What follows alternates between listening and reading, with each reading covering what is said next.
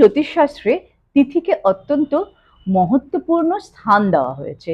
যে তিথির যে দেবতা, সেই তিথি অনুযায়ী নিয়ম ও নিষ্ঠা সহকারে শ্রদ্ধা দিয়ে যদি পূজা আরাধনা করা যায় সেই তিথির দেবতাকে, তাহলে দেবতা অত্যন্ত প্রসন্ন হয়ে থাকেন এবং মনের অভিলাষা অনেক ক্ষেত্রে পরিপূর্ণ হয়ে থাকে দৈব আশীর্বাদে।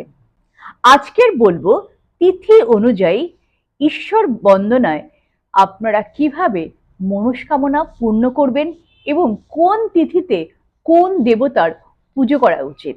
তিথি শব্দের অর্থ হলো চন্দ্রদিন বা চন্দ্রকলা।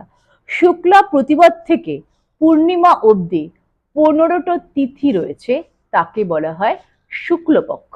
আর কৃষ্ণ প্রতিপদ থেকে অমাবস্যা পর্যন্ত রয়েছে 15টি তিথি,